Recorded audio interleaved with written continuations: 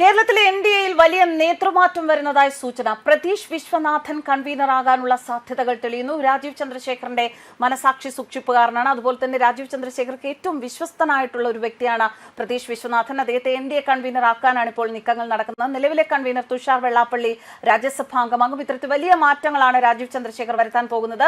BJP RSS നേതാക്കളുടെ പ്രതികരണം വന്നിട്ടില്ല. അവർ ഇതിനോട് എങ്ങനെ പ്രതികരിക്കുമെന്ന് അറിയില്ല. മുൻപ് പ്രതീഷ് വിശ്വനാഥിനെ സംസ്ഥാന കമ്മിറ്റിയുടെ സെക്രട്ടറി ആക്കാനുള്ള നീക്കം നടന്നിരുന്നു. അന്ന് RSSന്റെ എതിർപ്പ് മൂലം അത് മുന്നോട്ട് പോയില്ല. ഇനിയിപ്പോൾ നേതാക്കളുടെ RSSന്റെ പ്രതികരണം എന്താണ് എന്ന് അറിയേണ്ടിയിരിക്കുന്നു. പ്രതീഷ് വിശ്വനാഥനെ BJP സംസ്ഥാന ജനറൽ സെക്രട്ടറി ആക്കാനുള്ള നീക്കത്തിന് RSS നിയന്ത്രണം ഏർപ്പെടുത്തിയതോടെയാണ് എൻഡിഎ കൺവീനർ ആക്കാനുള്ള പുതിയ നീക്കം നടക്കുന്നത്. സഖ്യകക്ഷിയായ BDJSന്റെയും കാസയുടെയും സഹകരണത്തിന് പ്രതീഷ് വിശ്വനാഥൻ നേതൃതലത്തിൽ വേണം എന്ന നിലപാടാണ് രാജീവ് ചന്ദ്രശേഖർക്ക്. നിലവിൽ എൻഡിഎ കൺവീനറായ തുഷാർ വെള്ളപ്പള്ളിക്ക് രാജ്യസഭാംഗത്വം ലഭിക്കും.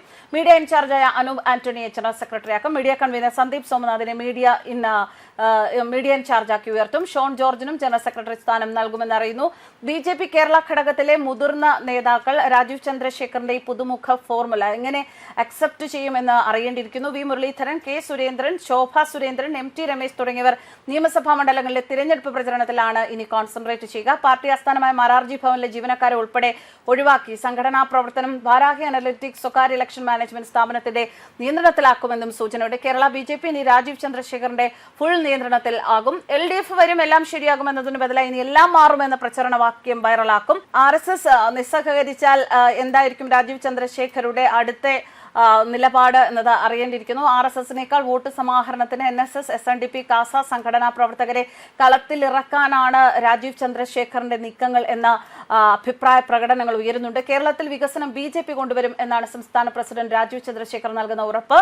LDFും UDFും കേരളത്തിൽ ഒന്നും കൊണ്ടുവരില്ല. കേരളത്തിന്റെ നഷ്ടപ്പെട്ട ദശകമാണ് കടന്നുപോകുന്നത്. ആശാവർക്കർമാരോ കർഷകരോ സർക്കാർ ജീവനക്കാരോ ഉൾപ്പെടെയുള്ള സാധാരണക്കാർ ആഘോഷിക്കാൻ കഴിയാതെ ഇരിക്കുമ്പോഴാണ് സർക്കാർ ആഘോഷങ്ങൾ നടത്തുന്നത് എന്നും രാജീവ് ചന്ദ്രശേഖർ പറഞ്ഞു. മുസ്ലിം ലീഗ് മുസ്ലിം സമുദായത്തിന് വേണ്ടി പ്രവർത്തിക്കുന്നുവെന്ന് അവർ തന്നെ സുപ്രീം കോടതിയിൽ വ്യക്തമാക്കിയിരിക്കുകയാണ്. 2014 നരേന്ദ്രമോദി സർക്കാർ അധികാരത്തിലെത്തി 10 വർഷത്തിനകം രാജ്യം സാമ്പത്തികമായി മുന്നേറി. രാജ്യം അഴിമതി മുക്തമായി. UPA സർക്കാർ ഭരിക്കുമ്പോൾ എല്ലാം താറുമാറായിരുന്നു, അഴിമതി നിറഞ്ഞിരുന്നു. വരുന്ന തെരഞ്ഞെടുപ്പുകൾ അതുകൊണ്ട് തന്നെ ഏറെ പ്രധാനപ്പെട്ടതാണ്. മാറ്റങ്ങൾ കൊണ്ടുവരാനുള്ള ഓരോ അവസരവും അതിനുവേണ്ടി വിനിയോഗിക്കും. വികസിത കേരളത്തിന് വേണ്ടി പ്രവർത്തിക്കുന്ന എല്ലാവരെയും നേതാക്കളാക്കലാണ് തന്റെ ചുമതല എന്ന് രാജീവ് ചന്ദ്രശേഖർ പറഞ്ഞു. BJP വർഗീയവാദ പാർട്ടിയാണെന്ന് പറഞ്ഞവരെ തന്നെ LDFും UDFും മത്സരിക്കുകയാണ്. അത് പച്ചക്കള്ളമാണ്. മോദി സർക്കാർ നടപ്പാക്കിയ പദ്ധതികൾ അതേസമയം എല്ലാവർക്കും ലഭിച്ചു എന്നത് ആരും മറക്കണ്ട എന്ന ഒരു മുന്നറിയിപ്പും അദ്ദേഹം നൽകി. News desk കർമാനോസ്.